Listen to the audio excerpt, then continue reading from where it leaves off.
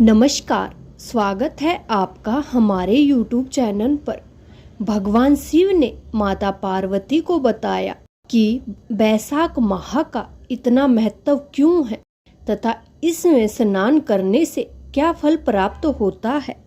एक बार की बात है, माता पार्वती भगवान शिव से कहती है, हे प्रभु, आज जब मैं मृत्यु लोक पर गई थी तब मैंने देखा कि कलयुग के स्त्री पुरुष गंगा नदी में स्नान कर कर आ रहे थे। हे स्वामी, मेरे मन में यह प्रश्न है कि बैसाख माह में स्नान का क्या महत्व है, वह स्नान करने से क्या फल प्राप्त होता है। तब भगवान शिव मुस्कुराते हुए कहते हैं, हे देवी पार्वती, तुमने जन कल्याण के लिए बहुत ही अच्छा प्रश्न पूछा है। मैं तुम्हारे प्रश्न का उत्तर एक कथा के माध्यम से दूंगा। तुम इस कथा को बड़े ही ध्यान पूर्वक और श्रद्धा से सुनना। तब माता पार्वती कहती है, हे स्वामी, आप कथा सुनाना शुरू कीजिए। मैं इस कथा को बड़े ही श्रद्धा से और ध्यान पूर्वक वह पूरा सुनूंगी। तब भगवान शिव कहते हैं, एक समय की बात है, एक राजा था। वह बैसाख माह में प्रतिदिन ब्रह्म मुहूर्त में उठकर गंगा जी में स्नान करता था। राजा का आदेश था कि मुझसे पहले गंगा जी में कोई भी स्नान नहीं करेगा। राजा जब गंगा जी में स्नान करने जाता तो उन्हें प्रतिदिन शांत जल के स्थान पर हिलता हुआ हलचल युक्त जल दिखाई देता था।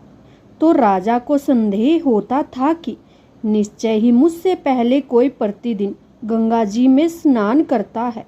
अतः राजा ने नदी के तट पर पहरेदार बिठा दिए। फिर भगवान शिव कहते हैं, हे देवी पार्वती, गंगा जी के तट पर एक वृक्ष था। उस पर एक बंदरिया रहती थी। वह प्रतिदिन राजा के स्नान करने से पूर्व स्नान करके वृक्ष पर चढ़कर बैठ जाती थी। इस प्रकार होते होते पूरा बैसाख माह व्यतीत हो गया, किंतु अंतिम दिन राजा के सिपाहियों ने देख लिया और उस बंदरिया को पकड़कर राजा के पास ले गए और कहा कि यह बंदरिया आपसे पूर्व प्रतिदिन स्नान करती है। फिर भगवान शिव कहते हैं, हे देवी पार्वती, उधर राजा की प्रतिज्ञा थी कि यदि कोई भी स्त्री मुझसे पूर्व स्नान करती होगी तो मैं उससे विवाह कर लूंगा। इसलिए राजा को बंदरिया के साथ विवाह करना पड़ा। बैसाख स्नान के पुण्य से बंदरिया के गर्भ ठहर गया। 9 मास पूर्ण होने पर बंदरिया ने राजा से पूछा कि हे राजा, शिशु जन्म के समय मुझे क्या करना चाहिए। तब राजा ने महल में एक घंटी लगवा दी और बंदरिया से कहा कि जब तुम्हें दर्द हो तो उसे बजा देना, मैं संपूर्ण प्रबंध कर दूंगा। राजा की अन्य रानियां भी थी, उनकी कोई संतान नहीं थी। बंदरिया के गर्भ का यह समाचार जानकर अन्य रानियां मन ही मन बंदरी से ईर्ष्या करने लगी और भावी संतान का नाश करने हेतु विभिन्न योजनाएं बनाने लगी। घंटी लगी देखकर एक रानी ने बंदरी से इसका कारण पूछा। बंदरी ने संपूर्ण वृत्तांत बता दिया। रानी ने बहकाया कि एक बार घंटी बजाकर तो देख लो कि राजा आते हैं या नहीं। बंदरी ने घंटी बजाई तो राजा दौड़े दौड़े महल में आए और घंटी बजाने का कारण पूछा। इस पर बंदरी ने उत्तर दिया कि मैंने तो रानियों के कहने पर घंटी बजाई थी। तब रानियों ने राजा से कहा कि यह तो एक पशु है और न जाने कितनी बार घंटी बजाएगी। इस प्रकार कहकर उन्होंने घंटी को हटवा दिया। कुछ दिनों के बाद बंदरी के शिशु का जन्म का समय आया तो उसने अन्य रानियों से पूछा कि मैं क्या करूं। तब रानी ने कहा कि तुम आंखों पर पट्टी बांधकर सो जाओ। बंदरी के बैसाख माह के स्नान के पुण्य से प्रताप के रूप में एक सुंदर पुत्र हुआ।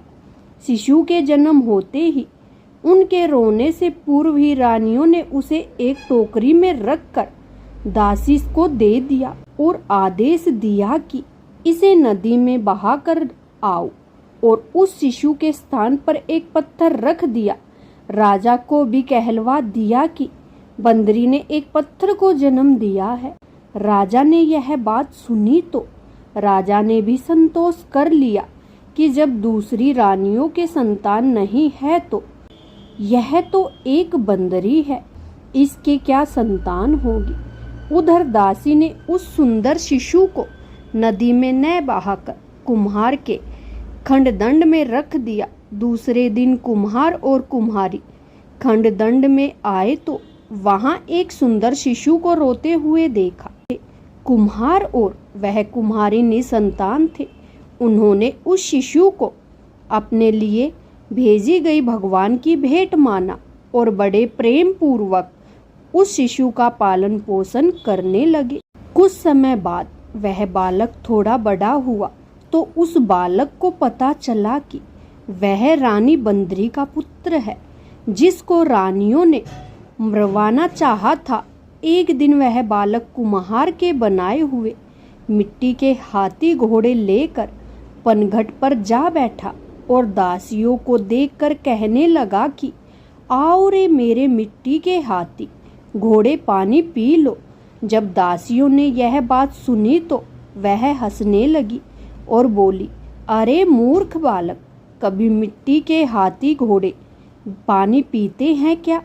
इस पर उस बालक ने कहा कि कभी बंदरी के भी पत्थर जन्म लेता है क्या? उस बालक की यह बात दासियों ने जाकर महल में कही। तब रानियों ने दूसरे दिन विष मिलाकर उस कुम्हार के बच्चे के लिए लड्डू भेज दिए। ईश्वर की कृपा से लड्डू गोंद और बादाम के हो गए और उन लड्डुओं को खाने से उस लड़के की मृत्यु नहीं हुई। यह समाचार दासी ने रानी को कहा और रानी ने राजा से कहकर कुम्हार को देश निकाला दिलवा दिया। कुम्हार वन में रहने लगा। तत्पश्चात अगले वर्ष चैत्र माह की माता गणगौर के पूजन का दिन आया तो वह बंदरी का पुत्र 108 करवे और 108 गोली लेकर तथा घड़े में पानी भरकर बगीचे के बाहर बैठ गया। उधर राजा की ओर साहूकार की पुत्रियां गणगौर बनाने के लिए मिट्टी लेने के लिए आई तथा बगीचे में खेलने और झूलने लगी। इस कारण कुछ समय के बाद उन्हें प्यास लगी। तब उन्होंने उस बंदरी के पुत्र से जल पिलाने के लिए कहा। फिर भगवान शिव कहते हैं, हे देवी पार्वती। तो उस बालक ने उत्तर दिया कि मेरे पास एक गोली है, उसे खाते जाओ और मेरे चारों ओर फेरी लगाते जाओ, तब मैं तुम्हें जल पिलाऊंगा। इस पर पहले तो कन्याओं ने मना कर दिया, किंतु प्यास तीव्र होने के कारण मान गई। इस प्रकार गोली खाने और उस युवक के साथ फेरी लगाने से वह गर्भवती हो गई।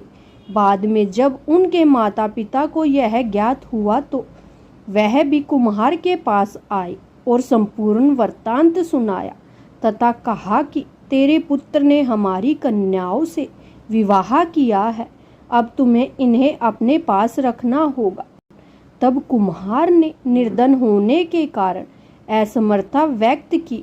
2 कन्याओं के माता पिताओं ने बहुत सारा धन देकर अपनी कन्याओं को कुम्हार के घर विदा किया और कुम्हार के घर 108 बहुएं आ गई और कालांतर में उनके 108 ही पोते हो गए। कुम्हार ने समस्त नगरी को भोजन हेतु निमंत्रण दिया और राजा को भी बुलवा लिया।